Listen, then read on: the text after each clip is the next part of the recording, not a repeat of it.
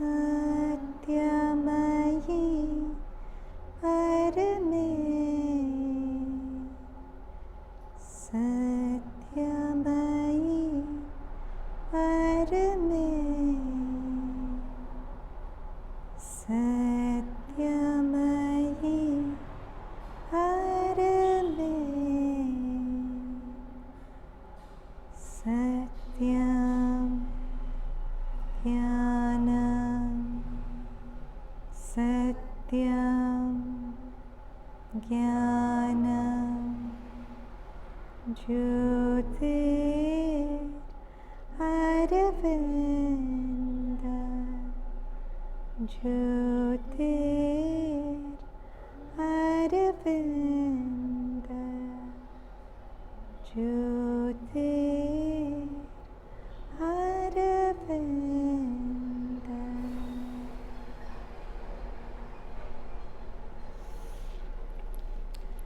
So have we noticed that there are some people who, whatever happens to them, they are somehow not that affected by it and they take it in their stride. And there are others, any little thing that goes amiss, it becomes something very big for them. Or even in us, we are in certain states of consciousness when things happen and we don't get very affected. But in other states of consciousness, any little thing and we get very triggered. We've noticed that, right? So what is the deciding factor for when we get triggered or when we don't? Or when people get triggered and when they don't? When do we get easily triggered? Is my question clear? Yeah, so when do we get easily triggered? So when we have a situation which we feel is out of control. Yeah. Or the outcome is out of control. Yeah. But what is it that sometimes will make you feel the same situation is not out of control, and sometimes you'll feel it's very out of, it's the same situation. I'm trying to ask you, what is it in you that makes it big or small? How your ego perceives How your ego perceives how much you it. are involved in it's almost like how much you feel you take the onus for the situation. Right, and your ego will be more involved when? In mental status, what's your mental status at that? So the more your thoughts are racing and the more identified you are with the thought, the bigger the same situation will appear to you, right? So let me explain this. Most of the times we are completely identified with our thoughts. Identified means we feel we are our thoughts. We feel what our thoughts tell us is correct. And there's nothing in us which can feel that it's outside thought. But all the great masters, including Mother and Sri Aurobindo, tell us that there are two aspects to us. One is the witnessing consciousness, which is called the Purusha or the observing field, and one is prakriti, the play of thoughts, the play of emotions, the play of body sensations. Everything in you which changes is in the realm of prakriti, and that in you which never changes but just witnesses is Purusha or the witness.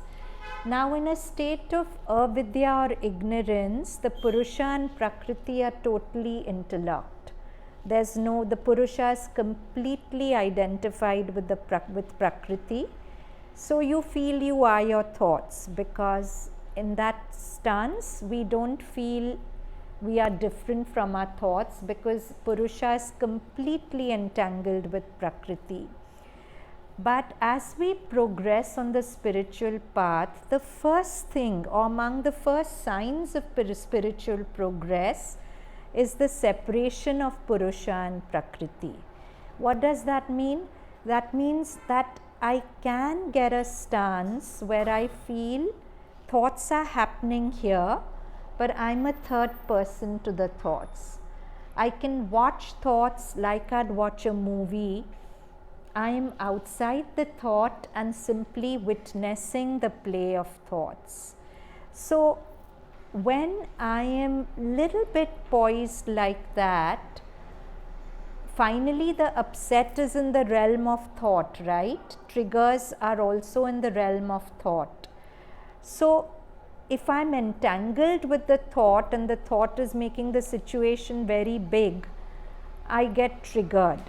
But if I have the grace to be able to step back and watch the play of the thought, the same thing doesn't trigger me so much. Do you understand what I'm saying? So actually our problem in the human species is we've become too identified with thought, and we haven't trained ourselves to develop a better relationship with thought. I've always told you that the most important relationship in your life is your relationship with thought. It determines every other relationship in your life. If you're completely identified with thought, the thought and its ignorance will keep making you dance in different ways. You won't even perceive someone without the filter of your thoughts. So you won't really enjoy anyone's company also, because your thoughts are constantly coming in, building narratives, building whatever. So the first step in, I would say, spiritual, or if not the first, a very fundamental step in spiritual growth is to be able to separate the Purusha from the prakriti, is the capacity to watch thought as a third person. Yeah? So let's read Mother and Sri Aurobindo's words on that. Sri Aurobindo says, detachment develops with consciousness. He's saying as you grow in consciousness, one of the first things that will happen is you will detach from thought. It, consciousness, is not by its nature detached from the mental and other activities. It can be detached, it can be involved. In the human consciousness, it is as a rule always involved. So in an ignorant human consciousness, the consciousness is completely involved. The Purusha is completely entwined with Prakriti. In the human consciousness, it is as a rule always involved, but it has developed the power of detaching itself, a thing which the lower creation seems unable to do. So if you are not developed, if you belong to the old creation, if you are spiritually, so to say, immature, you don't have the capacity of detaching from thoughts. You won't even understand what I'm talking about when I'm saying detach from your thoughts, because it's your natural state. And you'll say, what do you mean detach from thought? It's like telling me to detach from myself, because for a spiritually completely ignorant person, you are the thought. So how can I detach from it? So as the consciousness develops, this power of detachment also develops. Now, this is from A.S. Dalal's compilation on comparing Sri Aurobindo and Eckhart Tolle. So, these are from his interview with Eckhart Tolle. Tolle's words, this teaching about mental noise is to be found in various schools of discipline that deal with the quietening of the mind. What is new in Eckhart's teaching is his broader and deeper view of what constitutes mental noise. So this is A.S. Dalal speaking. It includes not only the constant stream of thought, but also all mental activity in perceiving reality, including even the rudimentary activity of the mind involved in labeling whatever one perceives. For instance, perceiving a flower and recognizing it, say as a rose, and mentally labeling it as a rose is, from Eckhart's viewpoint, mental noise. One does not see the being that is the rose, but only the superficial form of the rose through the veil of a label that is a mental abstraction. So once we see a rose and we recognize it as a rose, we feel we know all about it. Then we lose interest in it. We don't stay with it. We feel once we've labeled something, we know it. But we don't really know the rose by labeling it as a rose, right? Thus, all mental activity in the form of labeling, judging, analyzing, comparing, classifying, interpreting, theorizing, and the like constitutes mental noise, which prevents one from seeing the reality as it truly is. It is only through the stillness that lies beyond mind that one can perceive reality as it is, says Toll.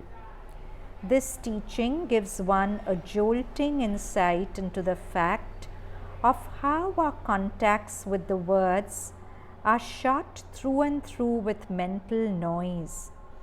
In Eckhart's deeper sense of the term, his inspiring message in this regard, to meet everything and everyone through stillness instead of mental noise, is the greatest gift you can offer to the universe.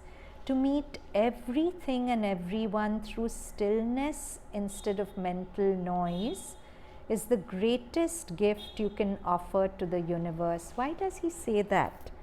That if I meet Adya with a still mind, it's the greatest gift I can offer to her. Why?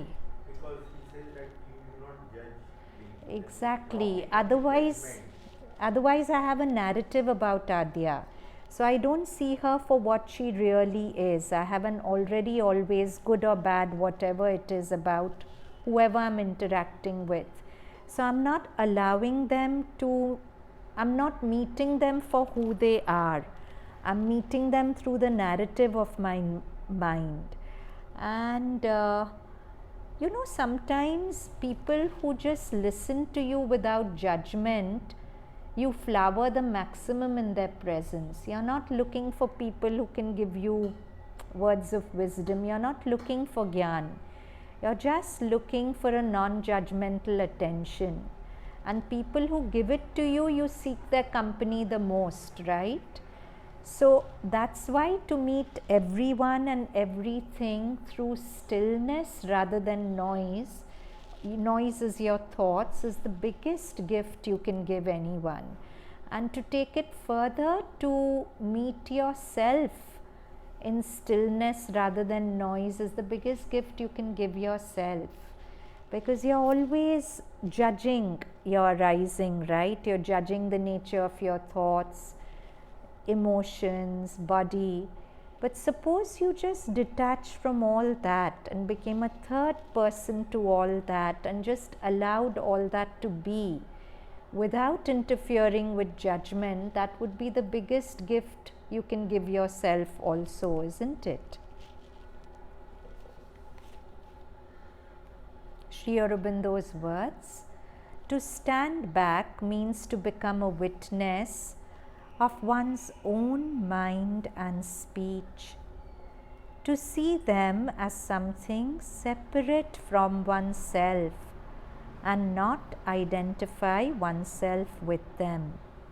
Watching them as a witness, separate from them, one gets to know what they are, how they act, and then put a control over them, reject what one doesn't approve and think, speak only what one feels to be true.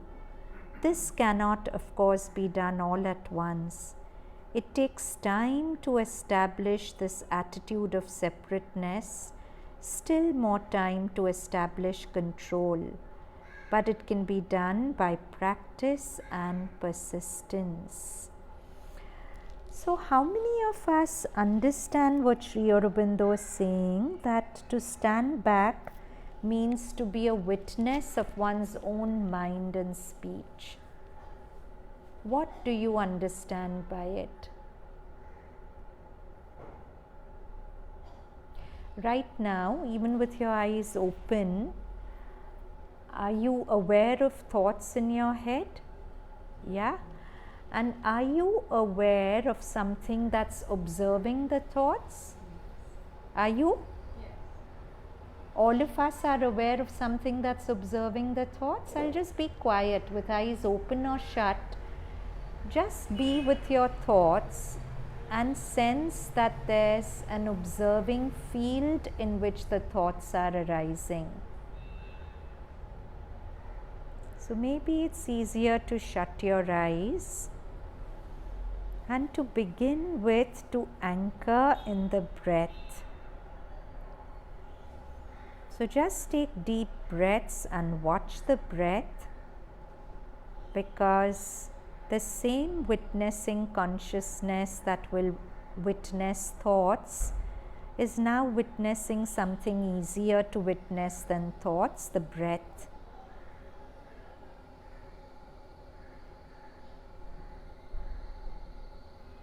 So observe the breath, and along with the breath, if thoughts come, try to step back. Don't get involved in the thought. Watch it as if the real you is a third person to the thought. I'll be quiet for just a minute. See what your experience is.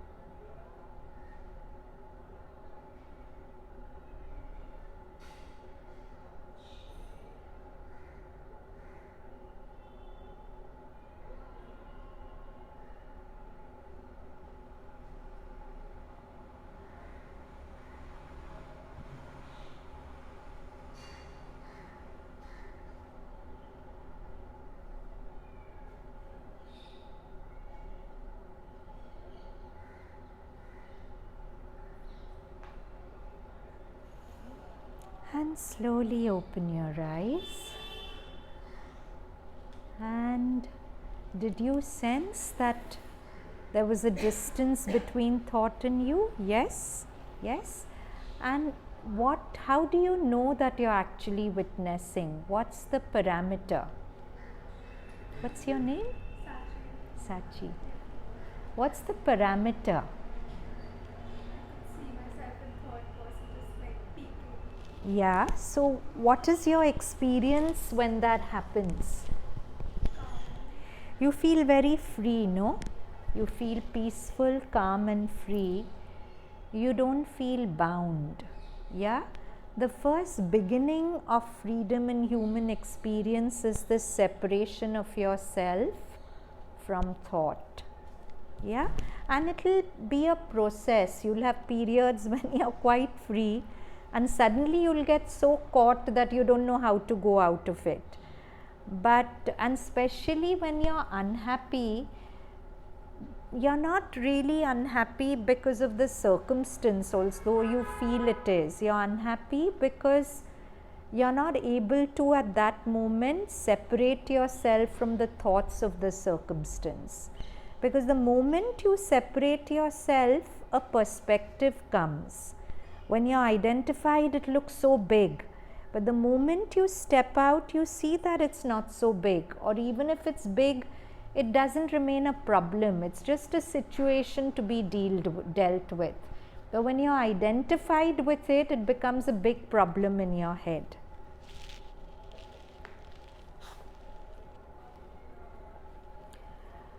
So further, Sri Aurobindo says, knowledge and freedom come by standing back. Ordinarily, identification leads to ignorance rather than knowledge. Obviously, right? If you're identified with anger, you're in ignorance. It can't give you any wisdom. For the consciousness is lost in what it becomes and is unable to envisage proper causes, concomitants, and consequences. Thus, you identify yourself with a movement of anger, and your whole being becomes one angry vibration, blind and precipitate, oblivious of everything else. It is only when you stand back, remain detached in the midst of the passionate turmoil, that you're able to see the process with a knowing eye. You understand?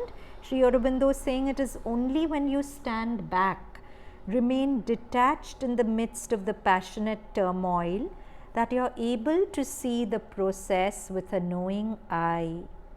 So knowledge in the ordinary state of the being is to be obtained rather by stepping back from a phenomena, to watch it without becoming identified with it. Yeah.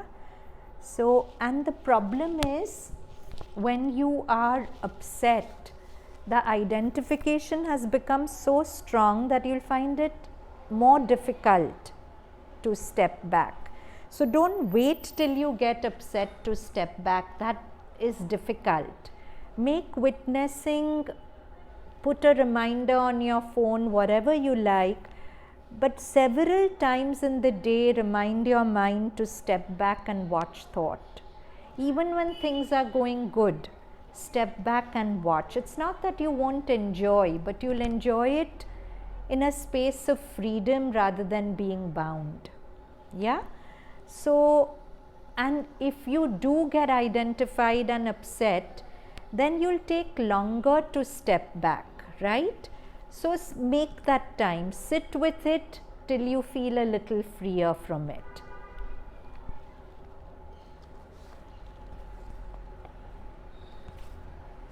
Again, Sri Aurobindo, there is this emotional mind in which these moods and passions continue to occur according to the habit of the modes of nature, and there is the observing mind which sees them, studies and understands, but is detached from them.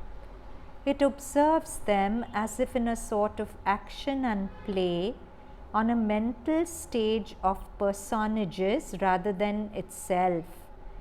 At first with interest and a habit of relapse into identification, then with entire calm and detachment, and finally attaining only to calm, but to the pure delight of its own silence existence, with a smile at the unreality as at the imaginary joys and sorrows of a child who is playing and loses himself in the play.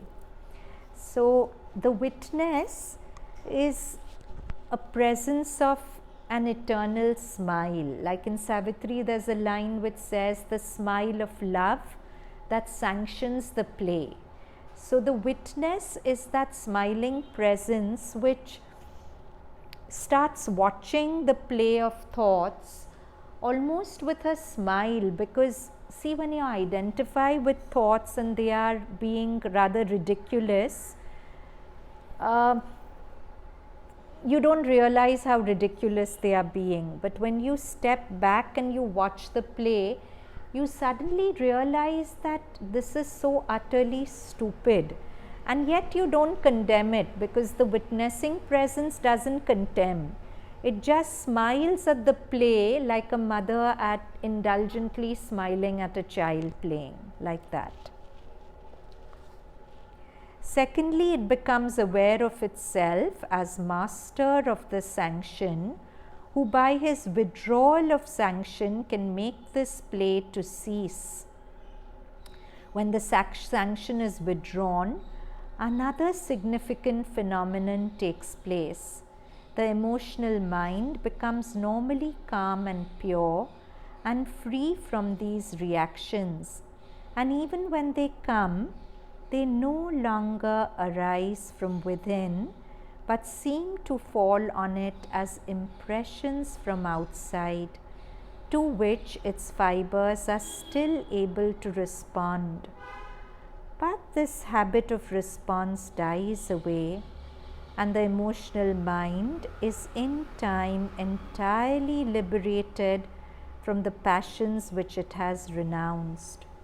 Hope and fear, joy and grief, liking and disliking, attraction and repulsion, content and discontent, gladness and depression, horror and wrath, and fear and disgust and shame, and the passions of love and hatred fall away from the liberated psychic being.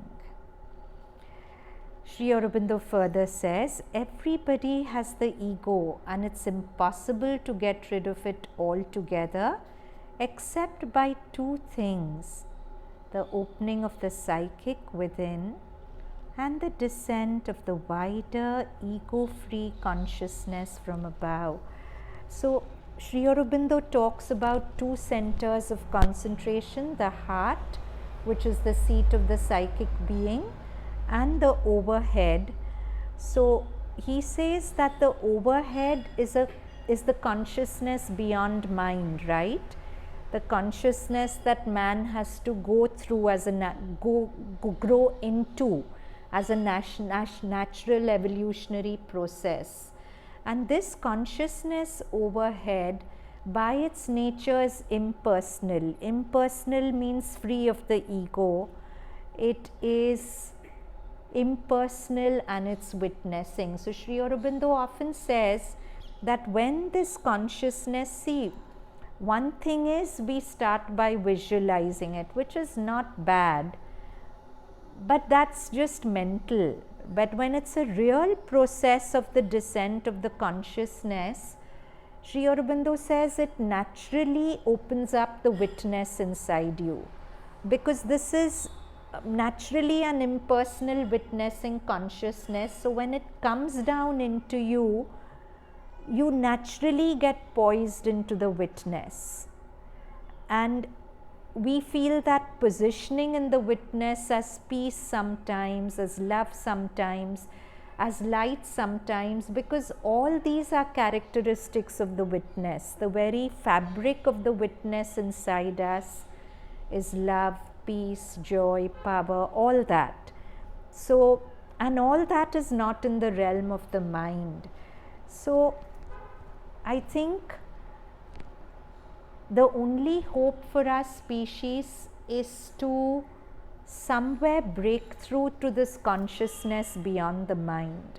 The consciousness beyond the mind is this impersonal witnessing consciousness, because so long as we stay in our mind, we are always going to create conflict for ourselves, for others, because our sense of I survives on conflict. And yeah, positive thinking and all helps to an extent, but only to a very limited extent. Finally, to be free of it, we have to find our poise in something more. So I remember when I was a few years back, as you know, I teach yoga in standards 9 and 10 as an ICSE subject. So there was one girl who was somehow very troubled, and she constantly got into conflicts with everyone around. She thought the whole class was her enemy, her family was her enemy. Everywhere she only saw enemies, and we kept trying to do whatever, nothing was really helping. Whole standard 9 went like that. Then standard 10, part of the syllabus is watching thoughts. It's a very integral part of the syllabus which comes again and again. So we did that. We practiced just stepping back and watching thoughts, something similar to what we did.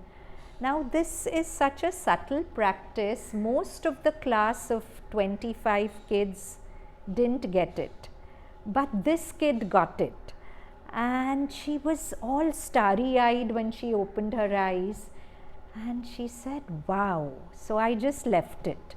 And then she said she started practicing this every day. For 10 minutes she would sit, watch her breath and watch her thoughts.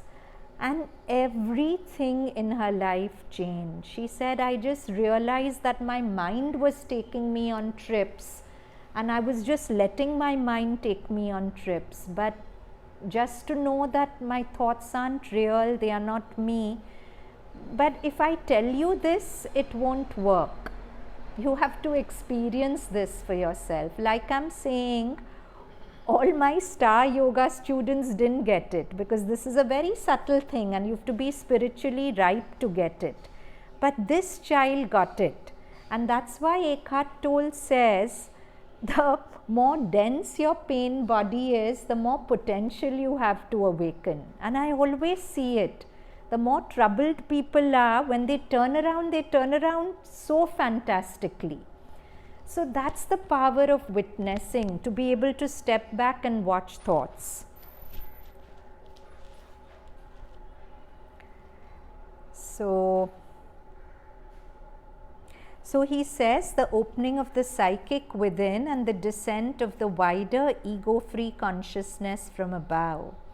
The psychic being opening does not get rid of the ego at once, but purifies it and offers it in all the movements to the divine, so that one becomes unegoistic through self-giving and surrender. At the same time, the nature opens above and the wider ego-free consciousness comes down and ego disappears by the power of the psychic. You know your own true being, which is a portion of the mother. This is what has to happen, but it cannot happen in so short a time. Do not always be thinking of vital movements in the ego. You have seen them and you know what they are. It is enough. Concentrate rather in the heart on the opening there. Concentrate persistently and aspire persistently, and do not mind if it takes time. Call in any way. Even if you cannot call yet deeply, then the deeper call will come. Sri Aurobindo's words, at first it may not be apparent how this ideal of active self-mastery can be reconciled with the apparently opposite ideal of self-surrender, of becoming the assenting instrument of the divine Shakti. So, I'll pause here and talk about it. So, Sri Aurobindo has given this brilliant turn to the whole process of witnessing. All other yogas of the past say that Purusha and Prakriti are entangled, and the first thing is to disentangle Purusha and Prakriti, to be able to watch thoughts, and that's it, that's the journey. But Sri Aurobindo says this is only half the work done. Right now, the Purusha is in allegiance to or is a slave to Prakriti in ignorance, right? It's entangled with Prakriti, it's not the master of Prakriti. Prakriti is in that sense mastering it. So, to free the Purusha from Prakriti is the first bit. But in his yoga, the most important thing is to get the Purusha to give allegiance to the higher Prakriti, to the Divine Mother.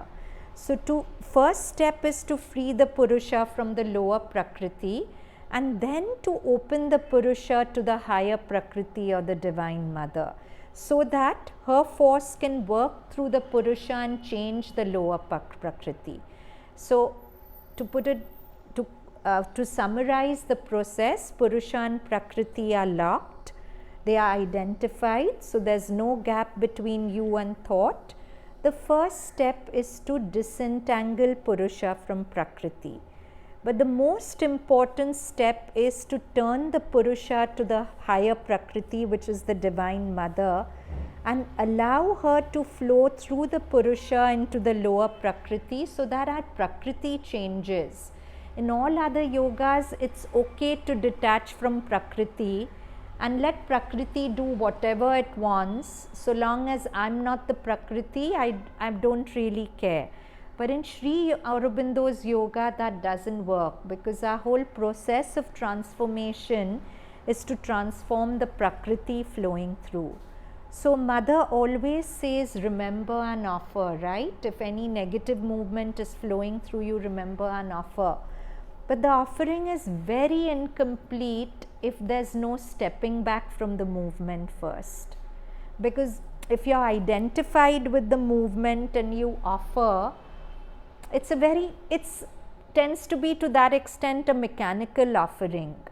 But if you step back from the thought, if you can first witness the thought, hold the witnessing poise and offer it, then it's quite magical. Are you with me, everyone? Yeah? No, but the thing is, like, when you remember and offer, then it doesn't work if you don't step back. If you don't step back. That's what I'm saying. No, I'm asking. No, in Mother's yoga, she's so kind that everything works.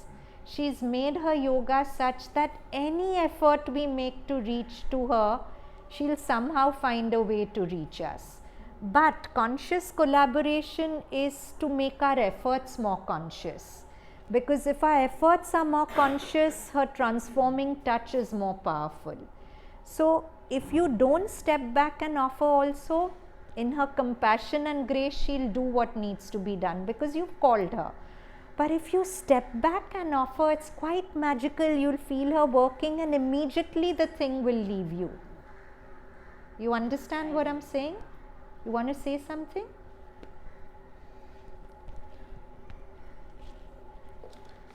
So now this in Mother's words, maybe her words will make more sense to you. Listen carefully. No, not yet. These words wait.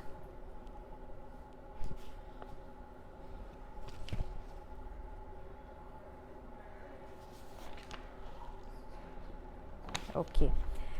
This is what's remarkable, that when one is perfectly surrendered to the divine, one is perfectly free.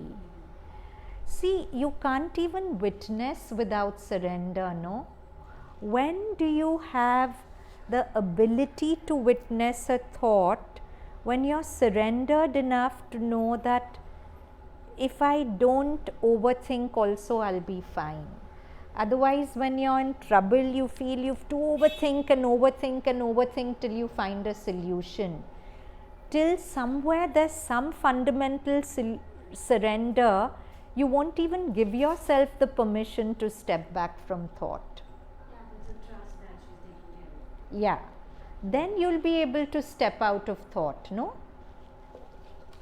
So, this is what's remarkable, that when one is perfectly surrendered to the divine, one is perfectly free. And this is the absolute condition for freedom, to belong to the divine alone. You are free from the whole world because you belong only to Him.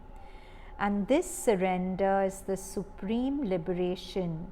You are also free from your little personal ego, and of all things this is the most difficult and the happiest too, the only thing that can give you constant peace and uninterrupted joy and the feeling of an infinite freedom from all that afflicts you, dwarfs, diminishes, impoverishes you, from all that can create the least anxiety in you, the least fear. You are no longer afraid of anything. You no longer fear anything. You are the supreme master of your destiny, because it's the divine who wills in you and guides everything. So you stop being a slave to your thoughts and you become a slave to the divine.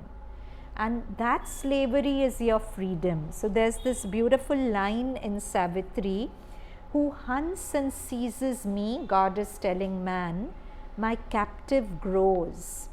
This shall thou henceforth learn from thy heartbeats, Forever love, O beautiful slave of God. So beautiful, no? Who hunts and seizes me, my captive grows. This shalt thou henceforth learn from thy heartbeats. Forever love, O beautiful slave of God. So Ramana Maharishi, when he was talking about free will, said a beautiful thing. He said, those who are bound, means those who are in ignorance, whose Purusha and prakriti is completely identified, they cannot will. They have no free will because they can't control their thoughts. Yeah, free will comes when you have some control over your thoughts. The extent to which you can't control your thoughts, you have no free will. And he says, those who have the free will do not use it. So it's so beautiful, the masters who are completely free from the constraints of prakriti, they are in a state of complete surrender. They don't use their will for anything. You understand? Those who are bound anyways have no free will, and those who are free and have the free will do not use it. They don't need to. They are in surrender. And we see this in the life of all masters. Like when Sri Aurobindo was ill, we all know that story. And he knew he had to give up his body to bring down the light. And we know that after he moved on for 4 days, the light was around his body, which people with naked eyes saw. But when he was ill, and all his disciples, and he was known to cure people of so many illnesses, no? He was known to flick thoughts out of people's head, so many things. And they asked him, sir, aren't you using your force to cure yourself? And he very calmly said no. And they all felt crestfallen at that, and they said, but why? So he said, can't explain, you won't understand. And same with Ramana Maharishi, Ramakrishna Paramahansa, they all suffered of illnesses which they have cured so many people of. But they never use that free will to cure themselves because they don't. They are in complete surrender to the way life takes them through things.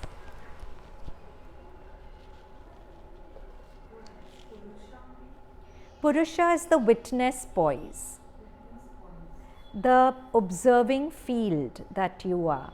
And prakriti is everything that changes in you, your thoughts, your emotions, your body sensations. Anything that changes in you and is subject to change is prakriti. So of course your thoughts change, your emotions change, your body sensations change. So your body, thoughts and emotions, in other words, what you think you are is only prakriti. But the real you, which you are not aware of, is Purusha. So now, Dalal, A.S. Dalal asks, regarding the teaching that one should not be concerned about the fruit of one's actions. This is a big one, no? Because so much of our unhappiness comes from, I've done something, will it be accepted well? Will the results be good? Will I look good in people's eyes? You know, all that is seeking fruit of result. Putting up an Insta post and wanting so many likes or whatever is also in a way seeking the fruit of what you've done, right? So Dalal asks, regarding the teaching that one should not be concerned about the fruit of one's actions. In ordinary consciousness, one is almost always concerned about the fruit of one's action because almost all action is motivated by desire. In place of desire as the motivating force of action, the Gita teaches self-consecration, the offering of all actions to the Lord. In your teaching, so this is what the Gita teaches. Now A.S. Dalal is asking Eckhart Tolle, this was in an interview with Eckhart Tolle, in your teaching what takes the place of desire as the motivating force? So Eckhart says, are you cold? Do you want the fan off? Eckhart says, of course, it's no different from that in my teaching. So, my teaching also is saying, give up fruit, give up the desire for fruit of your action. It's just a different perspective on it. Desire is no longer the motivating force for action, because desire means self-seeking through action. So you become dependent on the result, and your sense of self is attached to the result. Your self may get enhanced or diminished by the result. So desire and fear go together.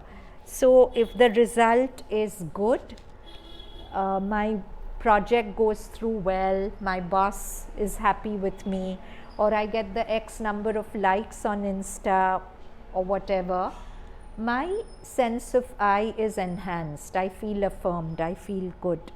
But if the result is contrary, my sense of I diminishes. Diminished sense of I translate as unhappiness, incompletion in me. So Eckhart is saying you can't get rid of desire, but you can transcend the sense of I, because if you transcend the sense of I, you've transcended desire. So what is it to transcend the sense of I? It's to detach from the thought, right? The I is in the thought. The I is in the realm of prakriti. The witness is impersonal. It has no I in it. So the moment you're poised in the witness, your I, which is shrinking with criticism, expanding with praise, that becomes meaningless to you. Do you understand what I'm saying? Clear?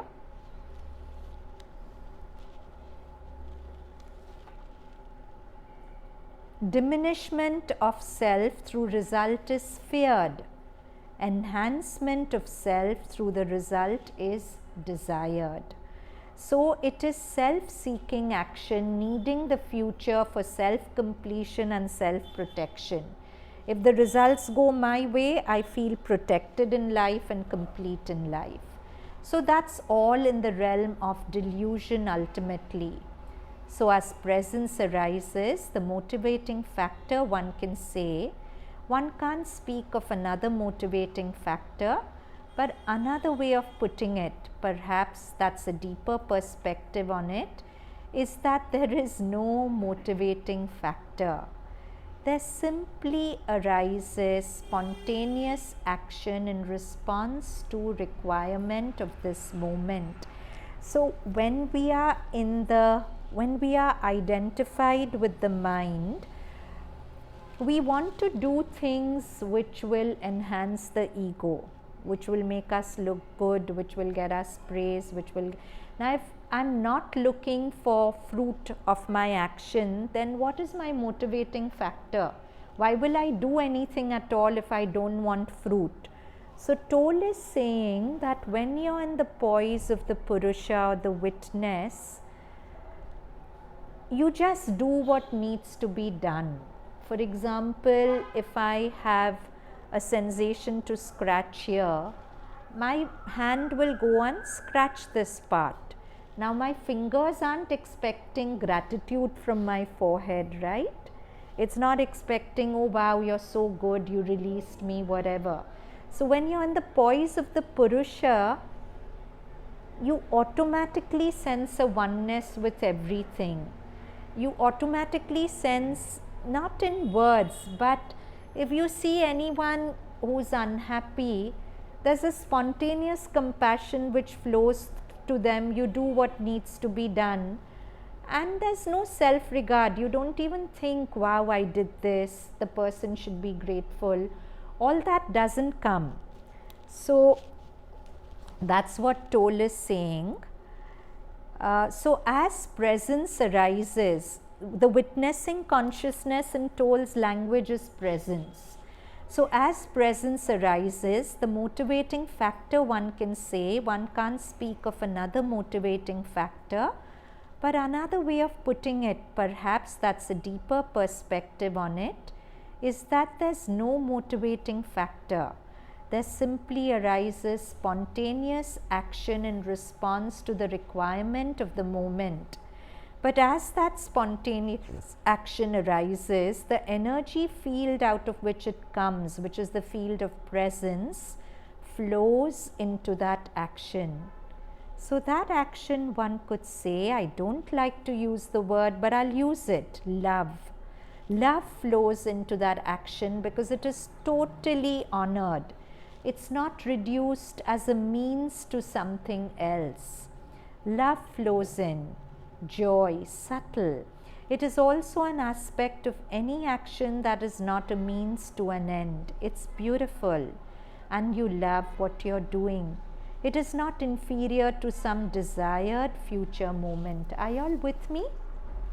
Is this making sense? So, who can sum up for me what is Stoll saying?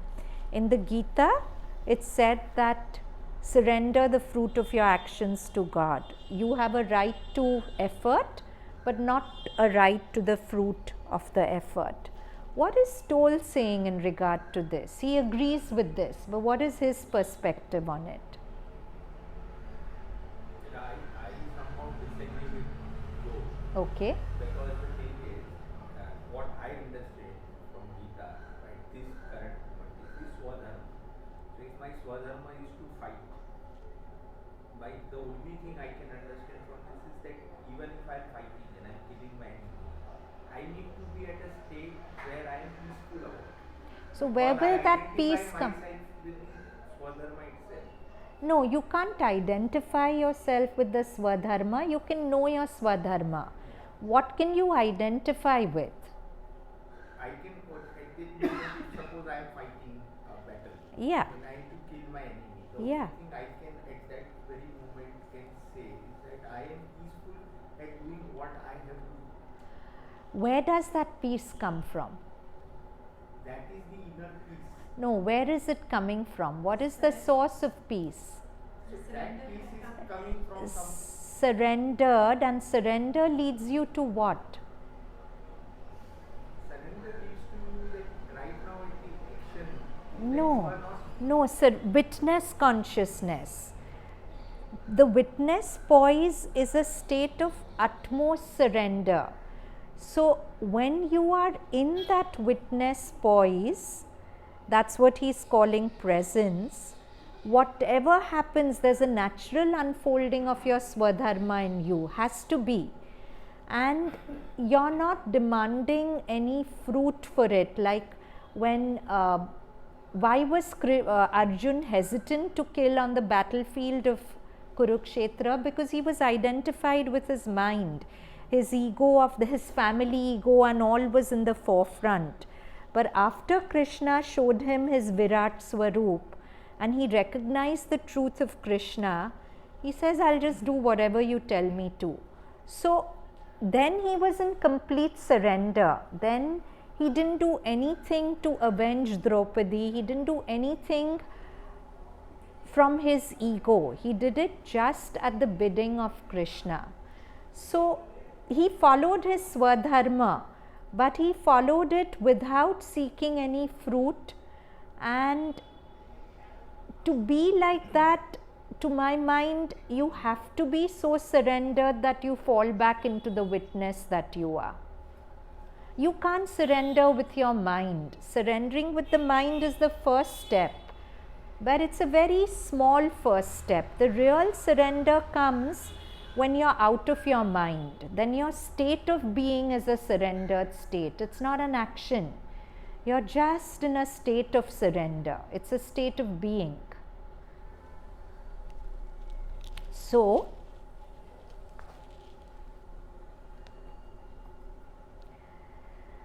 I don't like to use the word, but I'll use it. Love flows into that action because it is totally honored. It's not reduced as a means to something else. Love flows in, joy, subtle, is also an aspect of any action that is not a means to an end. It's beautiful, and you love what you're doing. It's not inferior to some desired future movement. So we can say a new motivating factor has come in. That is one expression you can use to describe it. And that's to say the motivating factor is joy and love. Not giving in to desire, thinking that I need to become free of desires. I never say that become free of mind. I never say that. I say become free of mind, then desire is no longer a problem. So long as you're identified with the mind, you'll keep having desires. But be free of the mind, then desire is not a problem. And you become free of mind through stepping out of thought streams. Surrender again is the answer, because to step out of identification with thought streams is to step out of seeking through the future. You only come to the end of desire when the false self has created enough suffering. So, there's a very nice example I read somewhere. loudly. There's a very nice example that I read somewhere. So imagine your life is like a journey that you're traveling somewhere to. Desire is like an eatery. So once you have that food, you get back on the journey, you keep taking a U-turn to go back to that eatery. So you're never reaching the destination because you keep taking those U-turns. Each time there's a new eatery, to go ahead, you want to take a U-turn and come back, and you keep doing it multiple times. Sometimes you have to let go of that and go ahead. And it's Yes. a jocular note, but a very nice example for us, because the desire is something you go ahead and you always look back. Chal nahi, got stop man. Yeah, You take that yeah. U-turn and you come back. And that's like this constant desire makes you take those U-turns always in life. You can never move ahead. Yes. So how do we get out of desire, or at least be less controlled by desires? My actual problem with Eckhart Tolle is that when I look at life in all the situations, I want a consistent way of looking that each situation when it rises, I need to be able to do my dharma. You will. Now the thing is, with all the Eckhart Tolle of this thing, what I do not get it, that when the actual violence does take place in life, or the actual dharma of Kshatriya comes into play, what all these teachings are actually doing is trying to make you more peaceful, trying to be more love, compassion, oneness.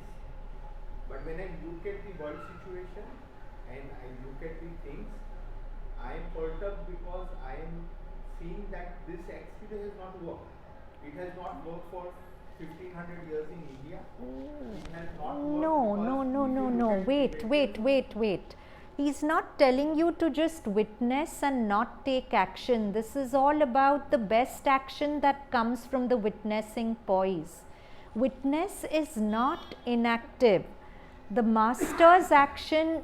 See, why did Sri Aurobindo retire from the revolutionary field? He was a freedom fighter. He was a Kshatriya. Why did he choose to step back? Because he recognized that there was much great power in the spiritual action than just in the physical action. So when you're poised as the witness, it doesn't mean you're a doormat and you don't do anything. But you're witnessing the flow of your thoughts. So you're not being skewed by them into wrong action. And when you're not skewed into wrong action, the right action happens. The action that provides a solution, not just a fight. A fight is not always a solution, though it may be part of a solution. And even if the fight happens, if you're poised in the right consciousness, it's a very different kind of fight. It's not the usual eye for an eye making the whole world blind. So if you act from the presence or the witnessing poise, the best in you comes forward, the wisest in you, the strongest in you comes forward. And then it's not that you don't take action, but you take the best action possible. Agitated action isn't the right action. Why was Arjun successful on the battlefield? Because he was completely unagitated. He was completely in surrender to Krishna and being guided by him. If he had acted out of wanting to avenge Draupadi and all the rest, which was his earlier motivation, I don't think he would have been such an excellent warrior. So to be a good warrior also, you have to be poised. Remember, I often tell you that story. There was a Zen master who was a part of Zen training is martial arts. So he was very, very good at martial arts. And once there was a battle, and he had his enemy down, and he would have just killed him with one swipe of his sword. And his enemy very spitefully spat in his face.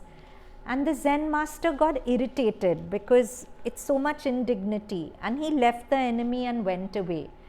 And later on, when the enemy met the Zen master and said, you know, you could have killed me with one swipe of the sword. Why did you leave me? I kept thinking about it. So the Zen master said, part of my Zen training is to never act when I'm angry. When you spat at me, I was angry. I cannot kill you out of anger. That's not Swadharma. That's a detour from Swadharma. When I'm really acting out my Swadharma, the quality that comes in is great peace, great calm. When I'm acting out of agitation and anger and all, it's hardly ever the best action that happens. Yeah? One perspective which I have read, I think, somewhere very nice, that even in battle, you are freeing the enemy. Because sometimes, if, for example, Ravan was freed by Rama. Yeah. You see the metaphors of battle in itself. But that is when your opponent is Ram. No, but the metaphor is sometimes, no, I'm talking from the perspective, we are saying from the witness point. Huh. If you are in the witness point, you become the Ram for the Ram. Yeah, but every battle, everyone's not in the witness point. Metaphorically, what I mean to say is, if you are in a witness voice and you're connected to that spectrum of love and kindness and compassion, and even if you have to pick up a sword and attack someone, Yeah. if you're coming from that space, it's a transformative Absolutely. But if you're coming from that space. That is only So Sri Aurobindo writes somewhere, no, that if I have to kill someone also, I'll kill, but with perfect love and compassion in my heart. Yeah. So that is what the Devi Mahatma says now. That when she was killing the demon, Misasura, it was with the whole compassion. Compassion. And he also knew that I am going to die with Yes, her. So yes. I is deliberated. Yes. Even when Ganga, you know that story of Ganga marrying Bhishma, you know it? Okay, in Mahabharata, Bhishma, not Bhishma, Shantanu, King Shantanu, he fell in love with this gorgeous lady, and she was goddess Ganga. And he told her, please marry me. And she said that only on one condition, you'll never ask me anything about myself, and you'll never question anything I do. Bhishma was so not Bhishma, Shantanu was so besotted that he said, agreed. So she gave birth to a first child. She took the child, put it into the river. Shantanu said, I have my word, I can't question her. But she kept doing this again and again, every child, till I think Bhishma was born the seventh child. And she was just going to throw him into the river, and Shantanu said, you wicked woman, I've said nothing 6 times, but this time I'm not going to keep quiet. You can't keep killing my children. So that's when Ganga said, I'm so sad you didn't keep your word. To you my action looks wicked, but these are sages who've been cursed, and the only way they could be liberated from the curse is to be born through me and die through my hands. So I was liberating them. Now you've saved this 7th child of yours. He's a sage, so he'll be an exceptional person. But he'll have the most miserable life on the earth because his curse hasn't been redeemed. So that's just to say, we look at outer actions and judge as wicked or not, but who knows who's liberating someone through something. So, but I also remember that you Aurobindo, Huh? he used this power, the free will, the power, to change the course of the world. Yes, because it wasn't his free will, it was the higher force acting through him. Sri Aurobindo says very clearly that when he came out of solitary confinement, he was free of thought, he was in cosmic consciousness, he just heard the guidance of the inner will and he worked from it.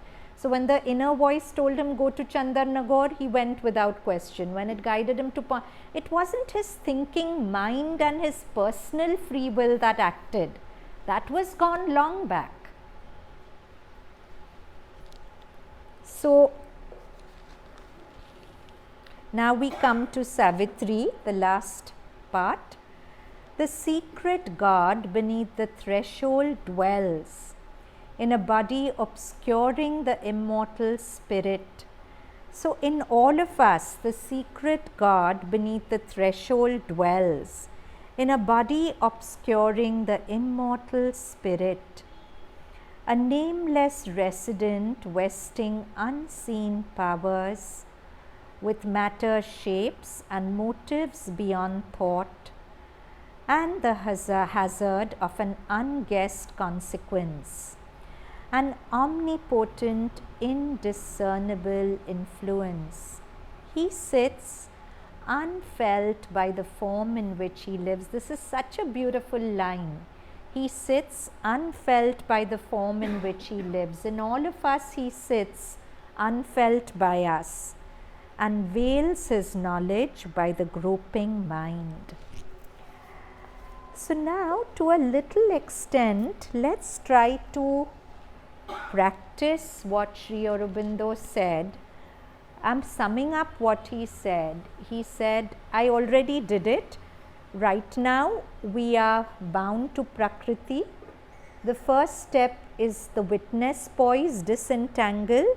Then instead of the witness being a slave to prakriti, let the witness turn to the Divine Mother and swear allegiance to the Divine Mother, so that whatever is flowing in the lower prakriti through the witness is offered to the Divine Mother for transforming. As theory, is it clear? Now let's do a little, is it clear as theory? Now let's do a little practice. I found it very beautiful. I hope it works for you. I'll share it with you. So sit tall.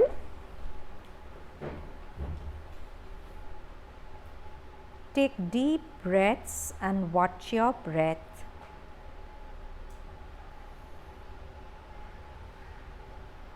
To begin with, if there are lots of thoughts in your head, just to slow down the thoughts, ignore the thoughts and watch your breath.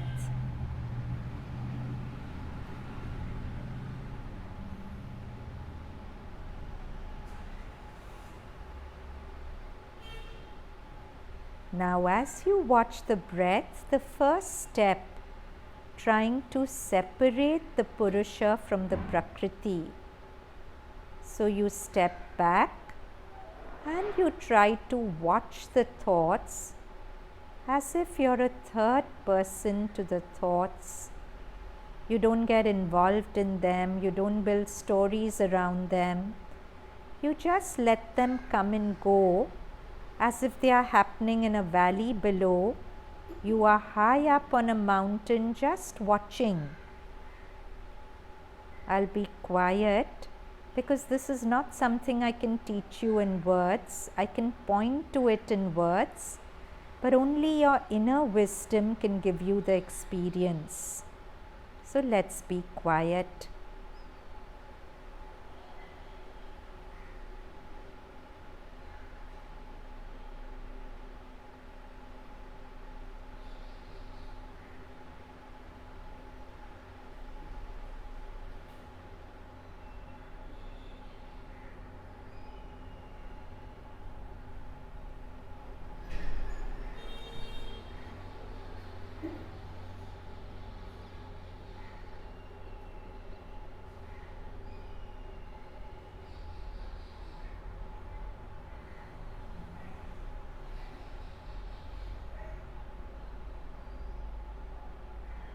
Now, as you start poising in the witness, some of you may notice that the overhead space comes alive, or the heart comes alive, because the energy of these two spaces twin with the energy of the witnessing poise.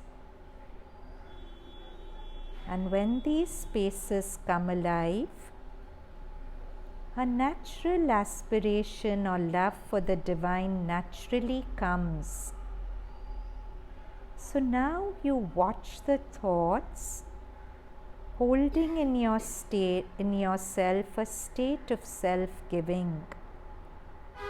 The thoughts that come are being offered to the divine, to the mother, not with words like, Mother, I give you this thought, I give you that thought, not like that. Self-giving and offering becomes a state of being. You're poised in that state. You're feeling a separation from thoughts, and yet you're aware of the thoughts. And there's a poise in the being which is witnessing the thoughts and simultaneously offering them to the mother.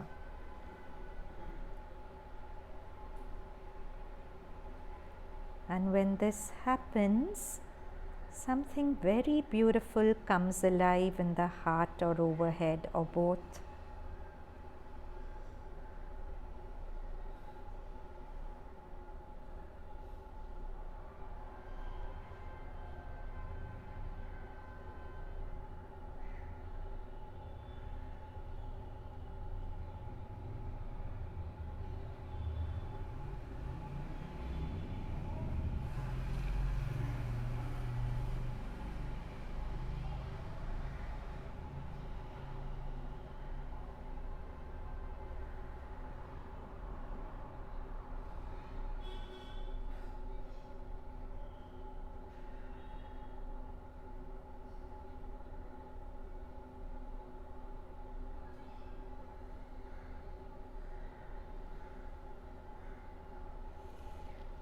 Slowly half open your eyes and see if you can sustain this poise with eyes half open.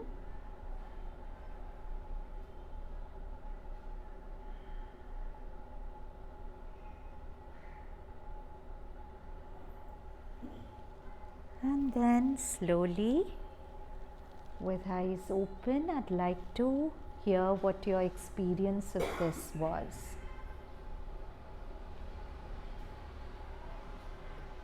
Anyone? There was peace, yeah? And how many? There's joy and peace. And how many of you could experience witnessing and simultaneously offering? You could do that? You could do that. And what was your experience? This whole area felt activated. That's fine for each one. And even with the half open eyes, I can still feel it. Yes, yes, That peace and joy which is yes, yes, yes. So, how many of us in these 2-3 minutes of whatever we did, we are feeling lighter and freer? Are we? Can I have a show of hands? We are feeling this. Now this is our, most of you raised your hand, now this is our natural state. How foolish we are to not move heaven and earth to reclaim it for ourselves, isn't it? Isn't it? If this is what we really are, and we keep falling into an acquired nature which is not really us, and we spend so much of our life energies trying to fix things in that acquired nature, why don't we make it a priority to hold on to this true nature which is us? That has to become a priority. So many, see, and that's why, see, when you did this, could you feel unhappy and do this? No, there can't be unhappiness. So whenever unhappiness comes, it's an alarm bell. I've fallen out of my true nature. Now, whatever the cause of the unhappiness is, it's secondary. I have to get back to my true nature. Then I'll deal with the cause of the unhappiness.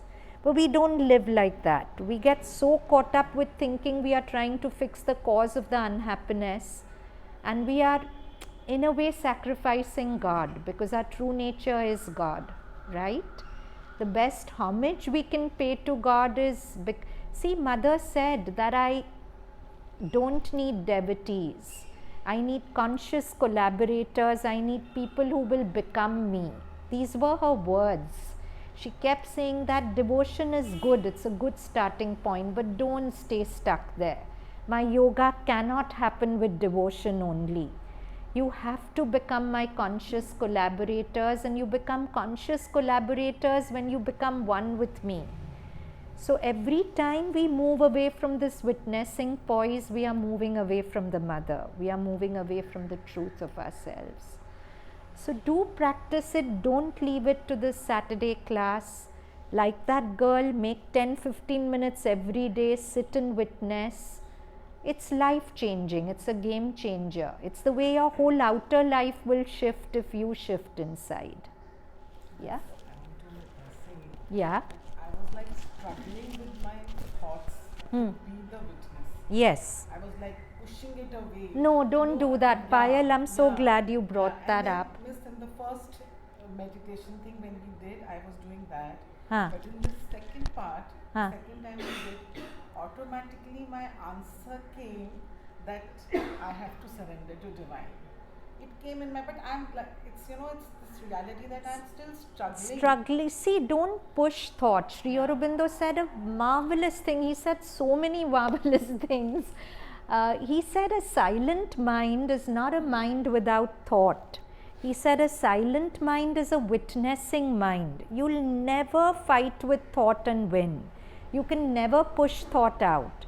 But you win with a thought when you stop fighting it and you just step back and watch it. And that is also surrender to the mother. Witnessing is deep surrender to her. Yeah? You want to say something? Okay. Anyone else wants to share anything, ask anything? The moment you have this witnessing of him, or Huh. what you just said is a silent mind, it's like an empty mind. It may not be empty, there may be thoughts. Yeah. So the thing is that when we do this peace meditation, everything flow from the earth. So what I always felt when I'm doing this meditation is that once you are on the witnessing state, and once you bring the peace or the flow happens with you, there is a lot of calmness happening just Yes. by being in this receptive Yes. state and getting into more and more receptive state of Yes. bringing the peace down. Yes. And the thing is, for me it has always been that the body has not been in a peaceful state. So the more peace I bring to the state of the body, and rather than just at the mind level or anything, the better it becomes. Because Yes. But this compartment between mind and body is also not a very true compartment, because your body is solidified thought. If you learn to witness thoughts, your body automatically settles down, because your mind is caught all over your body. You spend 1 hour just witnessing, you see how energized you'll feel in the body. so it is like this, your body or the physical body or the subtle body and everything. Like I was learning every Sunday morning we practice letting the words of Savitri consciously, unconsciously, subconsciously act on everything. Of course. There are many methods. Sri Aurobindo says there are as many paths as there are sadhaks. But since today we've chosen this, let's keep our focus on this. All other paths are wonderful and you should use them as and when.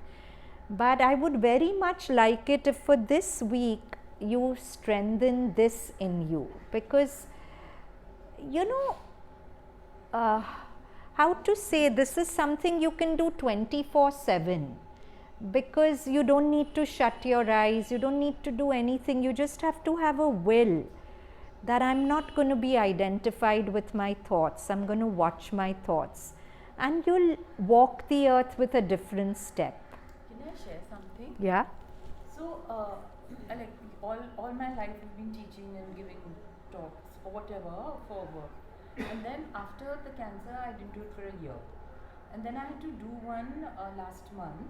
And in the usual, I found that because this time I was doing it just with her in mind, there was no agitation before it, there was no agitation in the preparation, there was no agitation in the giving of it, and it was, as if I was witnessing something and somebody else was doing the whole thing. Exactly.